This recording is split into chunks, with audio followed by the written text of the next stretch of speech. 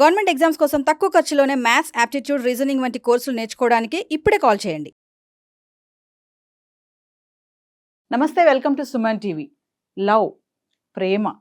మరి Valentine's day వస్తుంది, February 14th. Lovers day, Valentine's day అని చాలామంది సెలబ్రేట్ చేసుకుంటూ ఉంటారు. అసలు ప్రేమ అంటే అర్థం తెలుసా? అంటే చేసుకునే వాళ్ళ గురించి మాట్లాడుతున్నాం. లవ్ చేసుకునే వాళ్ళకి అసలు ప్రేమిస్తే ఏముంటుంది, ప్రేమ మనకి ఏం నేర్పిస్తుంది, ప్రేమిస్తే మనం ఏం త్యాగం చేస్తాము, ప్రేమించిన వాళ్ళ పట్ల మనం ఎంత ప్రేమగా ఉంటున్నాము. అంటే ప్రేమించిన దానికి ఒక వాల్యూ ఉండాలి కదా. ఏదో ప్రేమిస్తున్నాము అయిపోయింది, అంత అట్రాక్షన్, ఇన్ఫాచ్యుయేషన్ అంటే కాదు. అసలు రియల్ లవ్ అంటే ఏంటి, ఎక్కడి నుంచి మనం నేర్చుకుంటాం అనే దానిపైన మాట్లాడడానికి ఈరోజు మనతో పాటు ఉన్నారు అనిల్ నాయర్ గారు. సార్తో మాట్లాడదాం. నమస్తే sir. Hi to all viewers. Sir, Valentine's day వస్తుందంటే లవ్వర్స్ అందరికి చాలా హ్యాపీగా ఉంటుంది. ఆ రోజు స్పెషల్ గా వాళ్ళు సెలబ్రేట్ చేసుకుంటారు. అంటే లవ్ అనేది ఎక్కడి వరకు వెళ్తుంది? పెళ్లి వరకు వెళ్తుందా? కొంతమంది వెళ్తుంది, ఓకే, మన అందరి గురించి వద్దు. కొంతమందికి మాత్రం మధ్యలో స్టాప్ అయిపోతుంది. వాళ్ళు కొన్ని కారణాల వల్ల. అసలు ప్రేమ అంటే, ప్యూర్ లవ్ అంటే ఏం చెప్తారు? ఇది ఎలాంటి రాంగ్ వేలో వెళ్తుంది అంటే ఏం చెప్తారు? నాకు తెలిసి love is a very beautiful emotion. నాకు ఇంకా గుర్తుంది, ప్రాబబ్లీ నేను ఫస్ట్ లవ్, నేను పుట్టినప్పుడు నాకు వెనకకి తిరిగి చూసుకుంటే మా అమ్మ నాన్నలు నా పైన చూపెట్టేది ఒక సెల్ఫ్లెస్ లవ్ అని నాకు ఇప్పటికీ అదే అనిపిస్తుంది. ఒక సెల్ఫ్లెస్ లవ్ మనము పేరెంట్స్లో చూస్తాము, అది చనిపోయేంత వరకు మనం చూస్తాం. ఎందుకనంటే మనం ఉన్న సొసైటీలో మనం బాగుంటే చాలు, ఇంకోళ్ళు బాగుంటే బాగుండకూడదు అనే దాంట్లో ఓన్లీ పేరెంటింగ్ లవ్వే సెల్ఫ్లెస్ లవ్. అంటే మనం ఎంత అడిగినా కానీ మన పిల్లలు చక్కగా ఉండాలి, వాళ్ళు బాగుండాలనుకోవడం, అక్కడ నేను ఫస్ట్ చూశాను. సెకండ్ థింగ్, ఒక వయసుకు వచ్చిన తర్వాత న్యాచురల్గా ప్రతి మనిషిలో ఒక టాలెంట్ ఉంటుంది, ఒక స్కిల్ ఉంటుంది, ఒక నాలెడ్జ్ ఉంటుంది, అతని way of looking at things ఉంటుంది. ఒక టీనేజ్కి వచ్చిన తర్వాత న్యాచురల్గా మనకు బాడీలో ఉన్న బినాలదలమైన ఎఫెక్ట్ వల్ల ఆపోజిట్ సెక్స్లో కొన్ని కంటెక్స్ట్లో అతని పైన కానీ ఆమె పైన కానీ ఆ కంటెక్స్ట్ పరంగా, ఎక్స్పీరియన్స్ పరంగా వాళ్ళు ఏదో ఒక కంటెక్స్ట్ పరంగా ఒక లైకింగ్ ఏర్పడుతుంది. ప్రేమని మనం రెండు రకాలుగా చూడొచ్చు. ప్రేమ ఎప్పుడూ క్రియేట్ చేయాలి. ఒక మనిషిని క్రియేట్ చేసేది ప్రేమ, ఒక మనిషిని డిస్ట్రాయ్ చేసేది కూడా ప్రేమే. అంటే ప్రేమ ఒక లెవెల్ ఆఫ్ అబ్సెషన్కి వెళ్ళింది అనుకోండి, అది నష్టము. ఒక ప్రేమ వల్ల తన తల్లి మొహంలో నవ్వు చూడాలి అని చెప్పి కష్టపడి IIT ర్యాంక్ రోజు మా అమ్మను డయాస్ మీద నిలబడతాను అని కొడుకు కష్టపడతాడు కదా, ఆ కొడుకుకి తల్లి పైన ఉన్న అది ప్రేమ. ఒక తండ్రి, ఒక ఆటో వాలా అయిన నేను నా కొడుకుని IAS ఆఫీసర్ చేపిస్తాను, దానికి ఎంత కష్టం వచ్చినా నేను కష్టపడతానని చెప్పి ఇంట్లో నుంచి కాకుండా బయట పోయి అటు ఇటు తిరుగుతూ 18 గంటలు చేసి అలా IAS ఆఫీసర్ అయిన కొడుకుని చైర్లో కూర్చోబెట్టి సైలెంట్గా నేను లైఫ్లో ఏదో సాధించాను అనుకుంటాను, అది ప్రేమ. కానీ ఇప్పుడు ప్రస్తుతము people need to understand that there is a difference between love, lust and infatuation. అంటే చూడంగానే మనకు జనరల్గా హ్యాపీ మూమెంట్స్లో కనబడేదాన్ని నేను పూర్తిగా లవ్ అని ఒప్పుకోను. ఎప్పుడైతే ప్రతి మనిషిలో లైఫ్లో ఒక కష్టం వస్తుందో అప్పుడు మనకు ట్రూ లవ్ యొక్క మీనింగ్ తెలుస్తుంది. అంటే ప్రతి మనిషికి లైఫ్లో అప్స్ అండ్ డౌన్స్ ఉంటాయి. ఆ అప్స్ అండ్ డౌన్స్లో తోడుగా నిలబడే వాళ్ళే they are true lovers to our life అని నేను బాగా నమ్ముతాను. ఈ లవర్స్ అనేది I love my mother, I love my father, I love my students ఎంత న్యాచురల్గా యూజ్ చేస్తామో దీనిని ఒక టీనేజ్ ఏజ్ గ్యాప్లో యూజ్ చేసే ఐ లవ్ యూ అనే దాంతో మనం లిమిట్ చేయకూడదు. మళ్ళీ ఏంటంటే టీనేజ్లో ఒకరి మీద ఒకరికి ఇష్టపడ్డది అనేది చాలా న్యాచురల్. ఎందుకనంటే మనం అప్పటి వరకు చూసిన ఒక ఫ్యామిలీ లవ్ నుంచి ఒక కొత్త లవ్ ఎమోషన్ మన బాడీ నుంచి వచ్చే యాసిడ్స్ వల్ల జనరేట్ అయ్యే ఒక ఎమోషన్ వస్తుంది. కానీ అది మనకు లాంగ్ టర్మ్ సస్టెనెన్స్ ఉంటుందా అనేది క్వశ్చన్ మార్క్. చాలామంది ఏంటంటే ఇప్పుడు చాలా ఈజీగా, ఇప్పుడు నేను ప్రజెంట్ చూస్తున్నాను, ఇన్స్టాగ్రామ్లో కనెక్ట్ అవుతారు, ఫేస్బుక్లో విడిపోతారు, యూట్యూబ్లో వీడియో చేసి రైట్ బ్రేకప్ అని అంటారు. అంటే వాళ్ళ పర్సనల్ లైఫ్లో ఎంత ఈజీగా బ్రేకప్ అవుతారు, ఎంత ఈజీ కనెక్ట్ అవుతారు కూడా మనం చెప్పలేం. మేబీ దాన్ని నేను ఒక టైంపాస్ యాక్టివిటీగా నేను చూస్తున్నాను. అంటే ఆ టైంలో నాకు మాట్లాడడానికి ఎవరు లేరు, నన్ను అర్థం చేసుకోవడానికి ఎవరు లేరు, ఇంట్లో అమ్మ నాన్న నేను మాట్లాడేటప్పుడు వాళ్ళు నన్ను కట్ చేస్తున్నారు, నా మాటల్ని వినే ఒక వ్యక్తి కావాలి అని చెప్పి ప్రాబబ్లీ ఆ ఎమోషన్ కావచ్చు. కానీ కొన్నిసార్లు నేను చాలామంది స్టూడెంట్స్ని చూశాను, ఒక boy friend girl friend relationship కూడా చాలా గొప్ప రిలేషన్షిప్.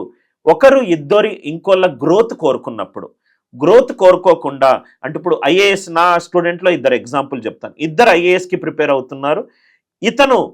తను బాగా చదువుతుంది, ఇతను ట్యూషన్లు చెప్పి చదివిపించాడు. తను ఐఏఎస్ అయిపోయిన తర్వాత తనకు రిటర్న్గా నేను ఐ విల్ మ్యారీ యూ అని అన్నాను. ఈ లవ్ అనే దానికి మ్యారేజ్ అనేది ఒక నెక్స్ట్ స్టెప్ ఆఫ్ ప్రోగ్రెషన్. కానీ మ్యారేజ్ తర్వాత కూడా జనరల్గా ఏమవుతుందంటే, ఒక తల్లికి పిల్లలు పెద్దగా అయ్యే కొద్దీ ఒక హస్బెండ్ మీద ఒక లవ్ కోషెంట్ కొంచెం తగ్గుతుంది. వాళ్ళిద్దరూ 50-50% ఉంటారు. అన్కండిషనల్ లవ్, నేను ఎప్పుడూ చెప్పేది మేడం, లవ్ అనేది, ప్రేమ అనేది అన్స్పోకెన్ లవ్కి నేను గ్రేటర్ మీనింగ్ ఇస్తాను. అన్స్పోకెన్ లవ్, చెప్పి చేసేది కాదు ప్రేమ, చెప్పకుండా పక్కన నిలబడి తనతో చేయించేదే ప్రేమ. Love is a very beautiful feeling. అది ప్రతి ఒక్కరూ ఒక్కో ఫేజ్ ఆఫ్ లైఫ్లో వాళ్ళు దాన్ని కంపల్సరీ స్వీకరించుంటారు. కానీ అన్వాంటెడ్, డిస్ట్రాక్టివ్, నెగటివ్ లవ్ వల్ల కూడా చాలా మంది డిస్ట్రాయ్ కూడా అవ్వారు. అంటే మీరు ఎలా ఉండాలంటే, కొంచెం చూసే వ్యూవర్స్కి, యంగ్ టీనేజ్ స్టూడెంట్స్కి, గర్ల్ ఫ్రెండ్ ఉంటే ప్రేమించాలి. ఎంతవరకు ప్రేమించాలి అని అంటే దానికి ఒక లిమిట్ పెట్టుకోవాలి. No human being you should love so much such that they will sit on your heads and kill your peace. ఎవరికి తలకెక్కి నీ పీస్ని కిల్ చేసేంత ప్రేమ అవసరము లేదు. ప్రేమకు కూడా కొన్ని బౌండరీస్ ఉంటాయి మేడం, ప్రేమకు కూడా కొన్ని లిమిటేషన్స్ ఉంటాయి. ప్రేమ ఒక నెవర్ ఎండింగ్ కంటిన్యూస్ కామా కాదు, అదొక పీరియడ్. ఒక్కొక్క స్టేజ్లో కొంతమంది మన లైఫ్లో వచ్చి మనకొక మూమెంట్స్, ఎక్స్పీరియన్స్ ఇచ్చి దాని నుంచి మంచి చెడులు నేర్పించి ముందుకు వెళ్ళిపోతూనే ఉంటారు. అలా లైఫ్ సాగుతూనే ఉంటుంది. సో దానిని నేను లవ్ అనేది ఒక మిక్స్డ్ ఎమోషన్. అది మనము ఎలా స్వీకరించుకుంటామో దాని మీద ఆధారపడి ఉంది.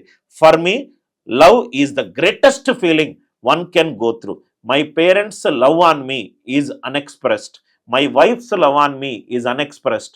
My love on my friend is unexpressed. My love on my students is unexpressed. నేను దాన్ని పాజిటివ్గా చూస్తాను, కానీ దాన్ని మనము నెగటివ్గా చూస్తే ఇంకా ప్రాబబ్లీ బ్రేకప్లు, ఎమోషన్లు, రైట్. ఒకప్పుడు ఏడ్చేటోళ్ళు, ఇప్పుడు ఏంటంటే రైట్ అన్ని ఇన్స్టమోజోలు ఇవన్నీ వచ్చిన తర్వాత be right back, sad feeling పెట్టుకొని ఐఎమ్ సాడ్ అని చెప్పి చిన్న దానికి ఆ లవ్ అనే ఒక గొప్ప వర్డ్ని అండర్ వాల్యూ చేయొద్దు అనేది నా అభిప్రాయం. నవీన సార్, లవ్ మీద చాలా మంది కూడా ఇప్పుడు విడిపోయాక కొంతమంది ఏంటంటే సూసైడ్ వరకు వెళ్ళిపోతున్నారు, లేదంటే వాళ్ళని చంపేంత వరకు కూడా వెళ్తున్నారు యూత్. కొంతమంది ఏంటంటే సీరియస్ గా లవ్ చేసే వాళ్ళు కూడా ఉంటారు. అంటే లవర్ ఒకవేళ విడిపోయినా తను మంచి కోరుకుని తను హ్యాపీగా ఉండాలనుకునే వాళ్ళు కొంతమంది ఆస్పెక్ట్స్ ఉన్నారు. మరి సూసైడ్ చేసుకునే వాళ్ళకే గానీ, మొత్తం డిస్టర్బ్ చేసుకునే లైఫ్ అంతా ఇటు పేరెంట్స్ కూడా బాధ పెట్టే వాళ్ళ గురించి ఏం చెప్తారు? నేను బేసికల్గా ఏంటంటే madam, suicide is a permanent solution to a temporary problem. ఒక వ్యక్తి నిన్ను ఎంత అంటే 120 కోట్ల జనాభాలో ఒక వ్యక్తి నిన్ను ఎంత బాధ పెట్టాడు అనంటే, బాధ పెట్టాడు కాబట్టి నువ్వు జీవితాన్ని అర్పిస్తున్నావు ఒక్క మనిషి కోసం. అది ఎంత stupid line madam. Suicide is a temporary solution to a permanent problem. లైఫ్లో ఏంటంటే మేడం కొన్ని సర్కిల్స్ ఉంటాయి. ఇట్లాంటి అబ్సెషన్ ఎప్పుడు వస్తుందో తెలుసా మేడం, తనకు ఒక మంచి సర్కిల్ ఆఫ్ ఫ్రెండ్స్ లేనప్పుడు, తన సర్కిల్ ఆఫ్ ఫ్యామిలీ లేనప్పుడు, మనం అనుకొని మనకు లైఫ్లో చాలా ఇంపార్టెంట్ ఒక మెంటర్, ఒక గుడ్ టీచర్, ఒక గుడ్ ఫ్రెండ్, ఒక గుడ్ గార్డియన్, మంచి చెడలు చెప్పే పర్సన్ మనం లైఫ్లో లేకపోతే, మనకు ముగ్గురే తెలుసు ప్రపంచంలో, మనం ఎవరితోటి మాట్లాడడం, అమ్మ నాన్న పలానా గర్ల్ ఫ్రెండ్ తోటే మాట్లాడతాం. ఆ ముగ్గురు లవ్వే మనకు తెలుసు. ఇంకోళ్ళతోటి మనం కొత్త వాళ్ళతో స్నేహం చేయం. సో ఈ ముగ్గురులో ఏదైనా ఒక ఈక్వేషన్ డిస్టర్బ్ వచ్చింది అనుకోండి, ఒక సైకలాజికల్ డిజార్డర్ కనుక వస్తుంది. నేను అన్నాను, బేసికల్గా అబ్సెషన్ వేరు, లవ్ వేరు. ఒకరి మీద నువ్వు ఎంత అబ్సెషన్ అంటే, కొంతమంది ఒక టీనేజ్ లవ్లో నేను చూశాను, రోజు ప్రతి పావు గంట సాంబార్లో మునక్కాయలు ఎన్ని ఉన్నాయి దగ్గర నుంచి నైట్ పండుకునేంత వరకు కూడా అలా చేస్తూనే ఉంటారు. అలా ఒక పర్సన్ మీద ఎక్సెసివ్ అమౌంట్ మీరు టైం స్పెండ్ చేసినప్పుడు, ఆ పర్సన్ మీ లవ్ ఈక్వేషన్లో ఏదైనా డిస్టర్బెన్స్ చేసినప్పుడు మీరు ఫీల్ అవుతారు. ఎందుకంటే అతనే మీకు ప్రపంచం. అతని ప్రపంచం కాకుండా కొంచెం ఓపెన్ అప్ కండి. You are living in a society, you make professional friends, you make college friends. ఒక్కొక్కరితోటి ప్రతి మనిషికి లైఫ్లో ఒక్కొక్కరితోటి ఒక్కొక్క కనెక్ట్ ఉంటుంది.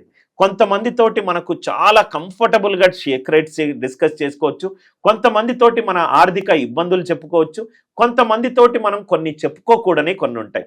అలా మనము ఎక్కువ మందితోటి అభిప్రాయాలు పెంచుకోవాలి, మళ్ళీ మనము ఎక్కువ అబ్సెషన్కి గురవ్వకూడదు అని. సార్ ఓకే, ఇదంతా ఓకే. ఫైనల్గా సరే మీరు అంతా చెప్పారు, బాగుంది. ఇదంతా కాదండి, ప్రేమ అంటే చాలా బాగుంటుంది, లవ్ లో ఉన్నప్పుడు ఆ ఫీలింగ్సే బాగుంటాయి, అవును. మేము గాల్లో తేలినట్టు ఉంటుంది, ఆ అవును. క్షణాలు అవును. లవర్ తో మేము తిరుగుతున్నప్పుడు ఉన్నటువంటి ఆ ఫీలింగ్సే గానీ అవును. అన్ని మర్చిపోతాం మేము. అవును. మీరేంటి ఇలా చెప్తున్నారు, ఆపోజిట్ గా అంటే ఏం అన్ని చెప్తారు? అన్ని గాల్లో తేలినట్టుంది, అద్భుతంగా ఉంది, నేను హెవెన్లో ఉన్నాను, అన్నీ కరెక్ట్ మాటలు.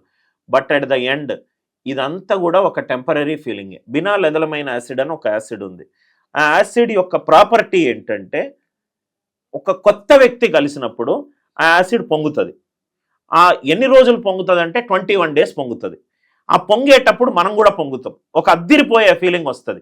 అంటే ఆ రోజు నిద్ర పట్టదు, పొద్దున్న లేగానే అబ్బా నాకు తను ఇంకా ఫోన్ చేయలేదు, వాడు ఇంకా ఫోన్ చేయలేదు అనే ఫీలింగ్ ఉంటుంది. కొన్ని రోజులే పొంగుతుంది. దాని తర్వాత అది first phase of love. Second phase of లవ్లో మాట్లాడుకునేటప్పుడు అబ్బాయి అంటాడు, నువ్వు భలే విసిగిస్తున్నావు అంటాడు. ఎందుకంటే లవ్ అంటే మ్యాన్ దృష్టిలో నన్ను వదిలే అని, ఉమెన్ దృష్టిలో లవ్ అంటే నాతో టైం స్పెండ్ చెయ్యని. లవ్ డెఫినేషనే ఒక్కొక్కరు ఒక్కొక్క రకంగా చూసినప్పుడు ఆ పొంగే ఫేజ్ నుంచి నువ్వు నాతోటి ఇంకా మాట్లాడకు అని చెప్పే ఫేజ్ కూడా వస్తుంది. లవ్ అనేది ఒక సైకిల్ మేడం. ఆ సైకిల్లో అన్ని ఫేజెస్ చూస్తారు. ఈ పొంగేటప్పుడు ఎంత బాగుందో, బాధపడేటప్పుడు అది దానికంటే ఇంకా దరిద్రంగా ఉంటుంది. సో కాబట్టి బ్యాలెన్స్డ్ ఎమోషన్స్ చేసుకోవడం వల్ల అదొక ఫస్ట్ లవ్, ఫస్ట్ క్రష్, ఇవన్నీ గుడ్ మూమెంట్స్ ఆఫ్ లైఫ్. వెనకకు తిరిగి చూసుకుంటే ఆ మూమెంట్లో ఒక నవ్వు తెప్పించే ఎమోషన్. కానీ అది ఒక్కటే కాదు కదా, మన లైఫ్ 24 hours ఎన్నో ఎమోషన్స్ ఉన్నాయి. సో దాన్ని అంతగా ఓన్లీ ఫోకస్గా ఇవ్వాల్సిన అవసరం లేదు అనేది నా అభిప్రాయం. సార్ మరి రేపు వ్యాలంటైన్స్ డే చేసుకోబోయే మన టీనేజ్ కి, యూత్ కి ఏం చెప్తారు? అబ్సల్యూట్లీ వ్యాలంటైన్ డే మీ రోజు సూపర్గా ఎంజాయ్ చేసుకోండి. Have a blast with your girl friend or boy friend, right? If you are working or మీకు 2 రోజుల్లో మీ అమ్మ నాన్న డబ్బులు ఇవ్వకపోయినా, ఫ్రెండ్స్ గడ అప్పు ఇవ్వకపోయినా 2 రోజులు మీకు నచ్చిన అమ్మాయికి ఏదైనా ఇవ్వాలి అనుకుంటే 2 రోజులు బైకులు నడపండి, ఏదో ఒకటి చేయండి, మీకు నచ్చిన ఆమెతోటి టైం స్పెండ్ చేయండి, డిస్కస్ చేయండి. బ్యూటిఫుల్ మూమెంట్స్ ఆఫ్ లైఫ్ ఇవి, రైట్? వెనకకు తిరిగి చూసుకుంటే 2025 February 14 వెనక తిరిగి చూసుకుంటే వాట్ ఏ మూమెంట్ అనేది. నేను ఒక గొప్ప సామెత ఉంది madam, money cannot by memories. So ఆ మెమరీ ఒక బ్యూటిఫుల్ మూమెంట్గా మీరు అది గుర్తుపెట్టుకోండి. కానీ గుర్తుపెట్టుకోండి, అది February 14 కాదు, February 14 10 గంటలు మీరు గర్ల్ ఫ్రెండ్తో స్పెండ్ చేసి February 15 ఫోన్ కట్ చేసిన అనుకోండి, February 16 మీరు మళ్ళీ రైట్ బాధపడుతూనే ఉంటారు. దేన్నైనా బ్యాలెన్స్డ్గా, కంపోజ్డ్గా, right, enjoy the moments but do not get obsessed with moments. Thank you. Thank you.